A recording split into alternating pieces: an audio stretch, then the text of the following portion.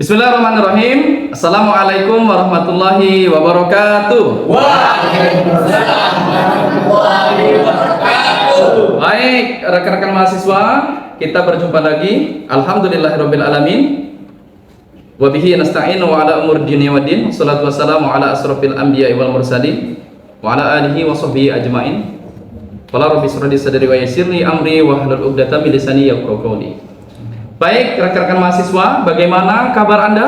Sehat? Sehat. Alhamdulillah, luar biasa. Baik, hari ini kita berjumpa lagi di pertemuan minggu kedua kita. Yang pertama kita sudah pertemuan, kita berbicara tentang kontrak perkuliahan, ya. Namun sebelum saya lanjut, saya ingin bertanya, semua sudah masuk lengkap ya? Alhamdulillah. Sudah lengkap semua ya? Hadir ya? Alhamdulillah. Baik rekan-rekan sekalian, kita minggu lalu selain berbicara masalah kontrak perkuliahan, ya, di mata perkuliahan metodologi studi Islam, kita sudah melaksanakan kontrak perkuliahan di minggu lalu. Namun juga di situ kita juga sudah sedikit, ya, mereview tentang moderasi beragama, begitu ya. Oke, untuk mereview kembali pembelajaran kemarin tentang metode moderasi beragama, saya persilahkan. Apa moderasi beragama? Saya Pak, moderasi beragama adalah pendekatan dalam agama dan spiritualitas yang mendorong pemahaman, toleransi, dan sikap yang seimbang dalam menjalankan kehidupan beragama. Oke, kasih aplaus untuk teman kita. Baik, nah rekan-rekan sekalian, bahwa moderasi beragama setelah kita mempelajari, mendalami, karena moderasi beragama mengarahkan kita untuk mempelajari konsep keagamaan kita sendiri. Setelah kita mempelajari, mendalami keagamaan kita, ya, lalu di dalamnya nanti akan mengarahkan kita, ya, selain kita mendalami keagamaan kita, lalu kita diarahkan untuk toleransi terhadap agama lain. Kita mendalami dan agama kita, lalu yang beragama lain silahkan menjalankan agama dengan baik. Tapi bukan pula toleransi dalam beragama itu dianggap bahwa hari ini kita Jumatan, hari Minggu kita masuk ke gereja. Itu salah, ya, rekan-rekan ya, bahwa sudah dijelaskan di dalam Al-Quran, ya, lakum dinukum wali, agamaku untukku, agama untukmu. Tapi ingat, kita nggak boleh saling mengganggu. Itulah bentuk toleransi dalam beragama yang muat di dalam moderasi beragama. Oke, komponen pembentuk dari moderasi beragama ada berapa? Saya Pak. Oke, silakan. Ada 4. Yang pertama, pemahaman dan agama yang mendalam. Yang kedua, toleransi dan penghargaan dalam pembedaan. Yang ketiga, keseimbangan dalam praktik agama. Yang keempat, kontribusi positif kepada masyarakat. Oke, baik. Itu tadi ya, ada 4 komponen, ya, yang sudah dijelaskan teman kita tadi. Mudah-mudahan kita bisa mengambil dari 4 komponen itu. Selanjutnya, nah rekan-rekan sekalian, karena Anda sudah di awal kita sudah mereview tentang moderasi beragama, ada 4 indikator bahwa kita sudah memahami apa yang diperintahkan di dalam materi moderasi beragama. Ada 4 indikator kita disebut sudah memahami moderasi beragama itu. Nah, kalau kita sudah mempelajarinya, mahasiswa sudah mempelajarinya, maka harapannya mahasiswa bisa merealisasikan dalam kehidupan, ya, menganalisis dan seterusnya tentang moderasi beragama itu. Baik, ada 4 unsur dalam indikator disebut kita sudah memahami tentang moderasi beragama. Siapa yang ingin menjawab 4 unsur? Silakan. Pak, Oke, silakan. ada 4 indikator beragama. 1. Komitmen kebangsaan. 2. Toleransi. 3. Anti kekerasan. 4. Akomodatif terhadap budaya. Baik, kasih aplaus untuk teman kita. Baik, penjelasan singkat tentang metodologi studi Islam.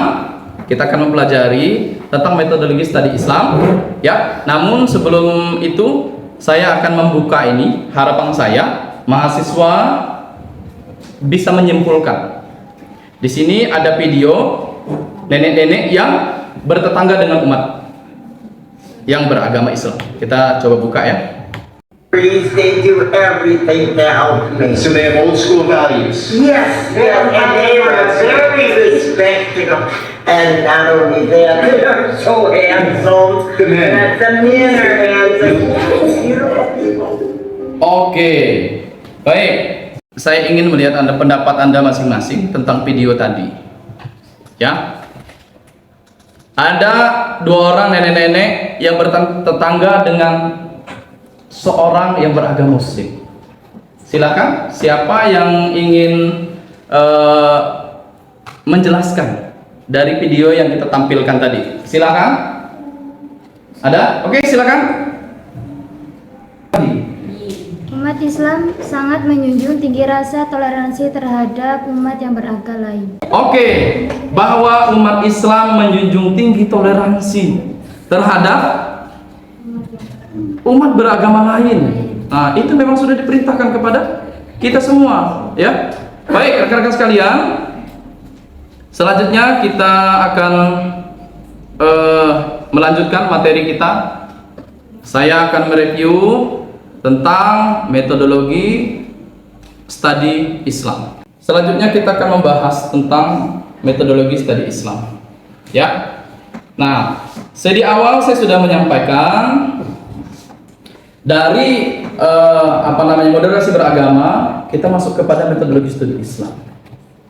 Nah, di dalam materi metodologi studi Islam ini diharapkan agar mahasiswa itu lebih mudah memahami Islam secara komprehensif, cepat dan tepat. Ini tujuan dari metodologi studi Islam, yang harapannya nanti memudahkan untuk kita untuk mengkaji dan mempelajari Islam itu secara komprehensif atau secara menyeluruh.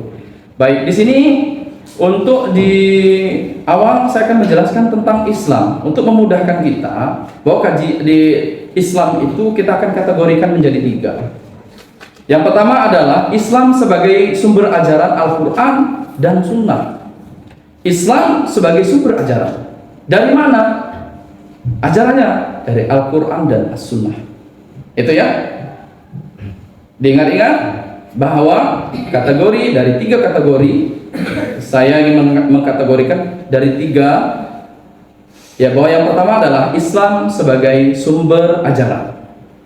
Kenapa Islam disebut dengan sumber ajaran? Dari mana sumber ajaran Islam itu? Yaitu dari Al-Quran dan As-Sunnah. Gitu ya. Oke, selanjutnya sebagai hasil pemahaman terhadap sumber ajaran Islam sendiri. Islam adalah sebagai hasil pemahaman terhadap sumber ajaran Islam sendiri. Karena di dalam Islam, ya, banyak sumber-sumber ajaran Islam.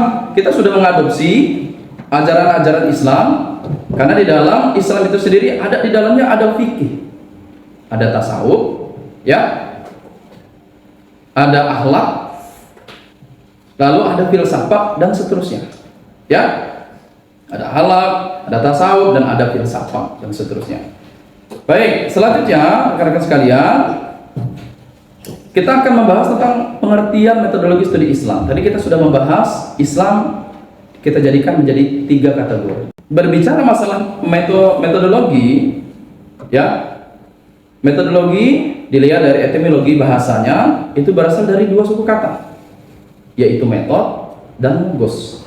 Metode adalah cara, ya, sementara logos adalah ilmu. Metodologi menurut para ilmuwan yang sudah meneliti, termasuk oleh Ahmad Tafsir pada tahun 1995, bahwa metodologi adalah cara yang paling cepat dan tepat dalam melakukan sesuatu. Jadi begini Mas, Mbak, rekan-rekan mahasiswa, bahwa kalau Anda menginginkan sesuatu, itu ada metodenya, ada caranya. Ya. Contoh Mas Putra umpamanya, ya, dia suka kepada siapa begitu yang di sini, itu ada caranya Mas Putra, ya. Jadi itu kalau nggak ada caranya nanti nggak bisa mendapatkannya. Oke ya. Oke, selanjutnya ada Abraham Kaptan, yaitu di tahun 2000, bahwa pendapat beliau, hasil beliau meneliti metodologi adalah pengkajian dengan penggambaran deskripsi, lalu penjelasan yaitu eksplanasi, dan pembenaran justifikasi. Gitu ya. Jadi penggambaran bahwa metodologi adalah pengkajian dan penggambaran. Jadi metodologi itu adalah pengkajian, pembelajaran, suatu hal yang dikaji, yang dipelajari dengan penggambaran, dengan deskripsi. Jadi kalau kita mempelajari Islam, artinya dengan apa? Dengan penggambaran, dengan deskripsi. Gitu ya? Oke, tepuk tunggal. Ulangi, tepuk tunggal, tepuk ganda, tepuk trio. Oke. Halo. Hai. Oke, satu itu ya. Bahwa kita mempelajari Islam nanti dengan metodologi ini akan digambarkan Islam itu. Selanjutnya penjelasan, ya, eksplanasi. Bahwa dengan metodologi ini Islam dijelaskan itu dengan berbagai macam sumber penjelasan yang akan menjelaskan Islam itu. Selanjutnya yaitu pembenaran, yaitu justifikasi. Benar nggak Islam? Benar nggak kata Al-Quran? Dalam kehidupan kita sehari-hari kita bisa lihat. Benar nggak Islam itu dari akhlaknya? Benar nggak Islam itu dari cara ibadahnya? Dan seterusnya, gitu ya. Oke, selanjutnya unsur-unsur metodologi menurut Abraham Kaftan. Yang pertama adalah pengkajian atau studi. Berarti Islam itu dikaji, ya, studi, dipelajari. Selanjutnya ada penggambaran atau deskripsi. Jadi Islam itu dideskripsikan, digambarkan. Ya. Selanjutnya penjelasan atau eksplanasi. Jadi Islam itu dijelaskan dengan berbagai macam literatur yang ada, baik secara penjelasannya, baik secara buku-buku kajiannya, dari Al-Qur'annya, dari hadisnya, dari antropologinya, sosiologisnya, ya, psikologis dan seterusnya. Ya. Selanjutnya yang keempat adalah pembenaran, yaitu justifikasi. Benar gak sih Islam itu? Ya, benar enggak gitu Islam itu? Dibenarkan enggak kalau kita itu Islam itu melakukan ritualnya, dari akhlaknya, dari sikapnya, model berpikirnya, gaya berpikirnya, gaya itu dan seterusnya. Baik, selanjutnya kita membahas, tadi kita sudah membahas metodologi. Selanjutnya kita membahas tentang Islam. Islam dari bahasa Arab, ya, yaitu salima atau aslama. Salima artinya selamat atau tunduk dan berserah. Aslama juga kepatuhan atau ketundukan dan berserah diri. Itu ya. Artinya bagi seseorang yang berserah diri kepada Allah sesuai dengan landasan Al-Quran dan hadis sesuai yang diperintahkan oleh agama Islam, kita sebut apa? Muslim. Itu ya. Baik, selanjutnya artinya apa? Agama Islam adalah agama samawi yang disampaikan melalui para rasul Allah. Yang paling utama adalah khususnya Rasulullah Muhammad SAW untuk menjadi pedoman hidup manusia. Itu ya. Selanjutnya, nah di Eropa sendiri berbicara masalah metodologi studi Islam, Islam itu dikaji yang disebut dengan Islamic Studies. Ya, di Eropa sana Islamic Studies adalah usaha mendasar dan sistematis untuk mengetahui dan memahami serta membahas secara mendalam seluk-beluk yang berhubungan dengan Islam, baik ajaran-ajarannya, sejarahnya, maupun praktik-praktik pelaksanaan nyata dalam kehidupan sehari-hari sepanjang sejarah Islam itu, dari awal Islam sampai masa kini. Nah itu kalau di Eropa, bagian Eropa, Islamic Studies disebutnya. Itu ya. Baik, selanjutnya bahwa metode studi Islam adalah prosedur yang ditempuh secara ilmiah, cepat dan tepat dalam mempelajari Islam secara luas dalam berbagai aspek. Ya, baik dari segi sumber ajaran, pemahaman terhadap sumber ajaran maupun sejarahnya. Kesimpulan dalam materi kita, metodologi studi Islam adalah cara atau proses yang digunakan untuk memudahkan dalam pengkajian Islam. Baik, rekan-rekan sekalian. Lalu pertanyaannya, saya kasih pertanyaan kepada rekan-rekan sekalian setelah kita mempelajari tentang metodologi studi Islam. Lalu apa manfaat mempelajari metodologi studi Islam itu? Baik, Saya persilakan kepada rekan-rekan sekalian, ada yang bisa mendeskripsikan apa manfaat dari mempelajari metodologi studi Islam? Silakan. Yang bisa menjawab? Oke, silakan. Saya, Pak. Silakan. Manfaat mempelajari ilmu Islam terbukanya hati dan pikiran sehingga bisa memahami Islam secara mendalam. Oke, kasih aplaus. Susi, kata Susi barusan, dengan kita mempelajari metodologi studi Islam akan membuat hati kita terbuka agar mempelajari Islam itu lebih mendalam lagi, baik dari kajiannya dan dari segala unsur yang membentuk Islam itu sendiri. Karena paling tidak tadi ada 3 kategori di depan tadi, gitu ya rekan-rekan. Baik, selanjutnya ada lagi, siapa lagi yang ingin mendeskripsikan setelah kita mempelajari apa manfaat untuk kita mempelajari tentang metodologi studi Islam? Tepuk tangan. Oke, silakan. Oke, silakan. Manfaatnya adalah untuk mempelajari Islam secara komprehensif, cepat, dan tepat. Udah. Oke, kasih aplaus. Baik. Kata teman kita tadi, manfaatnya adalah untuk mempelajari Islam secara komprehensif. Apa itu komprehensif? Secara menyeluruh. Kita mempelajari Islam secara menyeluruh, cepat dan tepat. Nah, ini adalah mendukung juga dari dari moderasi beragama. Kita disuruh mempelajari itu secara komprehensif agar selanjutnya apa? Kita bisa toleransi, kita memahami ajaran agama kita. Karena saat ini sering disebut Islam teroris, Islam intoleran, ya, toleran dan seterusnya. Jadi dengan kita mempelajari Islam secara komprehensif, ini akan membawa kita agar kita memahami agama kita secara baik dan benar. Sehingganya kalau kita sudah memahami agama kita dengan baik dan benar, nanti akan timbul rasa toleransi, ya, meningkatkan rasa kebangsaan dan seterusnya sesuai dengan komponen dari moderasi beragama. Manfaat mempelajari metodologi studi Islam adalah untuk mengetahui hasil di dunia dan di akhirat. Maksudnya apa itu, Pak? Ya, setelah kita mempelajari Islam secara komprehensif mendalam, mempelajari Islam dengan sesungguhnya, ya, dengan ajaran-ajaran yang sesuai dengan tuntunan Islam itu sendiri, akhirnya untuk mengetahui agar kita itu bisa jalan hidup lurus ke depan, bisa bahagia dunia sampai akhirat, ini yang dimaksud. Lalu yang kedua, selanjutnya, Islam itu dipahami dari berbagai macam sudut, ya. Islam itu baik dari mananya? Dari akhlaknya. Islam itu baik dari mananya? Dari ceritanya. Islam itu baik dari apanya? Dari perintah, ajaran Al-Quran dan hadis dan seterusnya, gitu ya. Dari sudut mana itu bisa? Dari antropologisnya, sosiologisnya, dari sejarahnya dan seterusnya. Selanjutnya, yang ketiga, menumbuhkan rasa toleransi karena kita memahami metode dalam mempelajari Islam itu dengan metodologi Islam. Ini menguatkan kembali moderasi beragama yang kita sudah pelajari minggu lalu, bahwa dengan mempelajari metode studi Islam kita lebih diarahkan agar kita toleransi, ya. Di awal kita sudah sampaikan tadi ada lakum dinukum waliyadin. Agamamu untuk agamamu, agamaku untuk agamamu, ya. Kita jaga, tidak ada perpecahan, tidak ada kekerasan, ya. Komitmen berkebangsaannya kuat, toleransinya bagus, tidak ada kekerasan di dalamnya.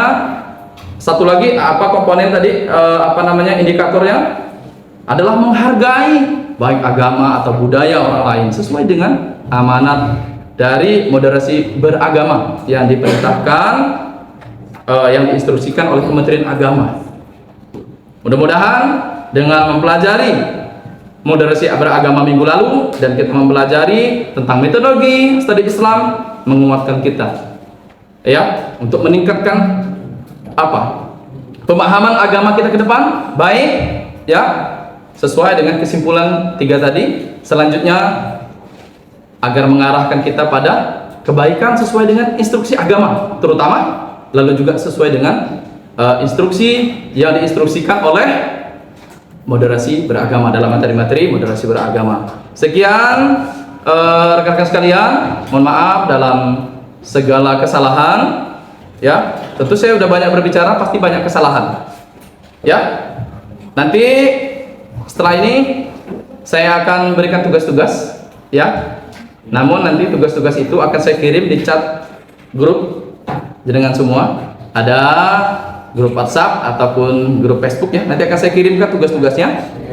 Apakah adalah proyek grup, ya, atau menganalisis dan seterusnya. Terima kasih. Saya akhiri. Wallahul muwaffiq ila aqwamit thoriq. Assalamualaikum warahmatullahi wabarakatuh.